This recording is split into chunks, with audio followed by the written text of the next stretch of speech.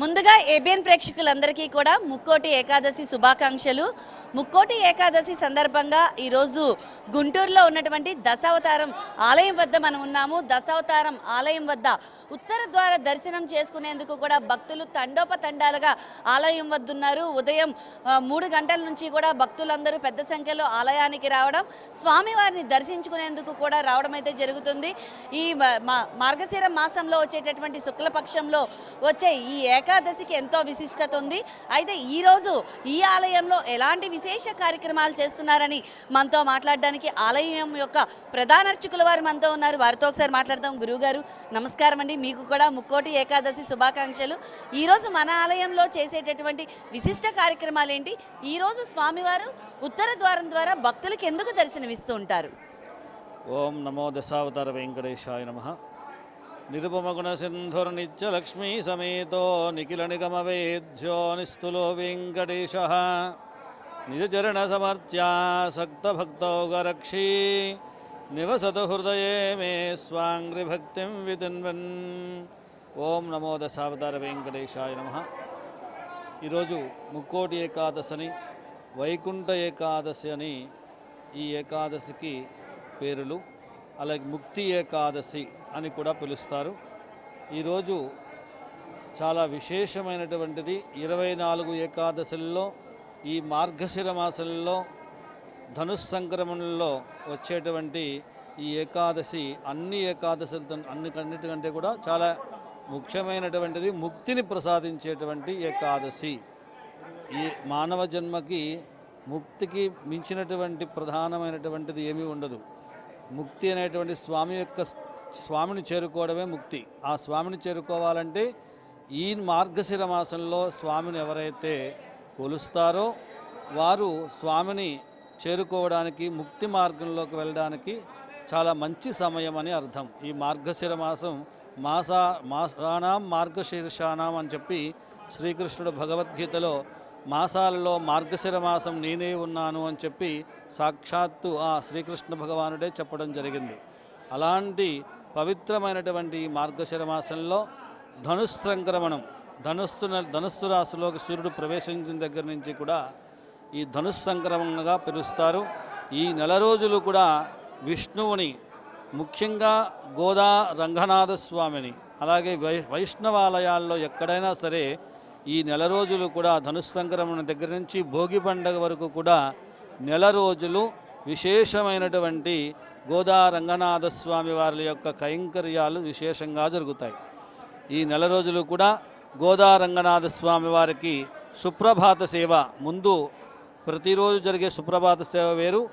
ఈ నెల రోజులు జరిగేటటువంటి సుప్రభాత సేవ గోదాదేవి రచించినటువంటి తిరుప్పావై అనేటువంటి 30 పాసురాలతో ఈ నెల రోజులు స్వామివారికి సుప్రభాత సేవని నిర్వహిస్తారు. అలాగే స్వామివారిని ఈ నెల రోజుల్లో ఈ ముక్కోటి ఏకాదశి రోజున స్వామివారు క్షీరసముద్రంలో శేషపాన్పు నుంచి నిద్ర మేల్కొని ముక్కోటి దేవతలకి కూడా దర్శనాన్ని అనుగ్రహించినటువంటి ఏకాదశి కాబట్టి దీన్ని ముక్కోటి ఏకాదశి అని, ముక్కోటి దేవతలు కూడా స్వామి యొక్క దర్శనార్థమై వైకుంఠానికి వెళ్తారు. ఈరోజు స్వామివారు ఉత్తర ద్వారంగా అందరికీ కూడా దర్శనమిస్తారన్నమాట. అందుకని దీనికి ముక్కోటి ఏకాదశి అని నామకరణం అన్నమాట. ఈరోజు స్వామిని ఎవరైతే దర్శిస్తారో వారు ముక్కోటి దేవతలని దర్శించినటువంటి ఫలితం భక్తులకి కలుగుతుంది. అందుకని ఈ ఏకాదశికి చాలా ప్రాముఖ్యత ఏర్పడింది. ఈ ముక్కోటి ఏకాదశి రోజు ఉపవాసం చేసినా, దాన ధర్మాలు చేసినా, ఏమి చేసినప్పటికీ కూడా విశేషమైనటువంటి ఫలితాన్ని ఇస్తాయి.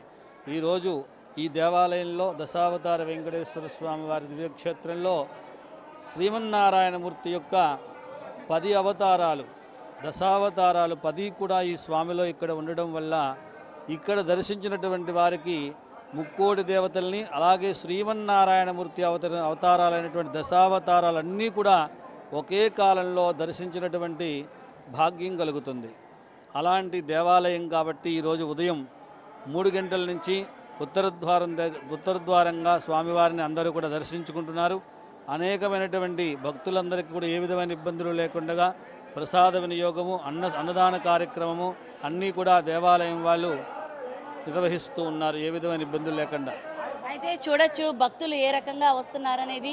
ఉత్తర ద్వార దర్శనం ద్వారా భక్తులందరూ కూడా పెద్ద సంఖ్యలో వచ్చి స్వామివారిని దర్శించుకునేందుకు కూడా రావడం అయితే జరుగుతుంది.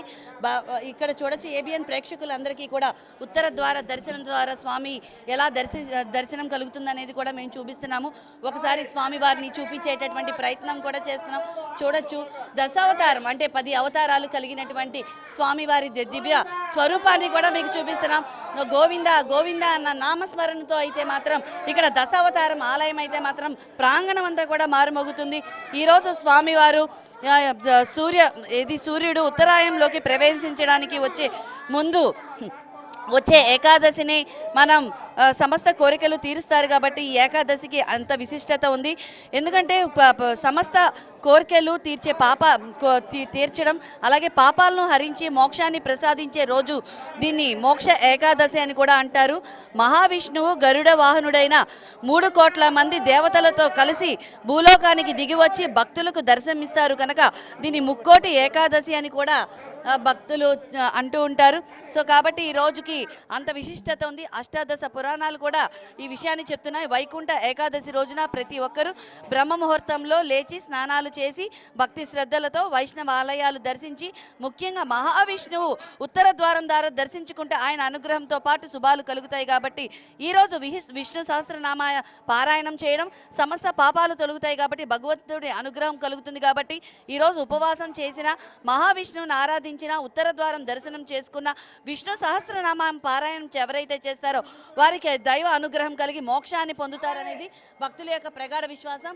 చూడొచ్చు. అందుకనే ఈరోజు ప్రధానంగా స్వామివారికి ప్రధాన అర్చనలు అభిషేకాలతో పాటు ఇక్కడికి వచ్చేటటువంటి భక్తులందరికీ కూడా ఉత్తర ద్వార దర్శనాన్ని కూడా కల్పిస్తున్నారు. అయితే ఒకసారి మనకి ఉత్తర ద్వార దర్శనాన్ని కూడా చూపిస్తూ ఉంటారు. ఒకసారి చూడొచ్చు. ఉత్తర ద్వార శంఖ తీర్థం అంటే ఈరోజు శంఖంలో ఇచ్చే తీర్థానికి అంతే విశిష్టత ఉంది. స్వామివారు చూడొచ్చు సాక్షాత్తు ఉత్తర ద్వారం ద్వారా కూడా భక్తులందరికీ కూడా దర్శనమిస్తున్నారు. ఆది పానుపుపై అంటే శేషుని పానుపుపై కూడా విష్ణుమూర్తి కూడా ఉన్నారు, కొలువై ఉన్నారు. వారిని దర్శించుకునేందుకు భక్తులందరూ కూడా పెద్ద సంఖ్యలో ఆలయానికి వస్తున్నారు. ఉత్తర ద్వార దర్శనాన్ని చేసుకుంటా గోవింద గోవింద నామస్మరణతో అయితే మాత్రం ప్రతి ఒక్క భక్తులు వస్తున్నారు. ఈరోజు మోక్షాన్ని పొందేందుకు కూడా ప్రతి ఒక్కరు ఉదయం నుంచి ఉపవాసాలు చేయడం రాత్రి వరకు కూడా ఈరోజు కేవలం పళ్ళు పానీయాలు తాగి మాత్రమే ఉంటారు. ఎందుకంటే ఈరోజు భోజనం అనేది తినకూడదు అనేది కూడా ఒకటి మనకి ప్రసిద్ధి చెందింది. అందుకని ప్రతి ఒక్కరు ఈరోజు కేవలం స్వామివారి పారాయణాలతో స్వామివారి విశేషమైనటువంటి పూజా కార్యక్రమాలతో ఈరోజు ముక్కోటి ఏకాదశి కార్యక్రమాన్ని అయితే నిర్వహించుకుంటున్నారు. వచ్చే భక్తులందరూ కూడా గోవింద నామస్మరణతో స్వామివారిని దర్శించుకొని దశావతార టెంపుల్ అంటే గుంటూరులో ఉన్నటువంటి ఈ దశావతార టెంపుల్లో ఉన్న స్వామివారిని ఉత్తర ద్వారం ద్వారా దర్శించుకొని తరిస్తున్నారు. కెమెరా పర్సన్ నాగరాజ్తో లీలా, ఏబిఎన్ ఆంధ్రజ్యోతి, గుంటూరు దశావతారం ఆలయం వద్ద నుండి.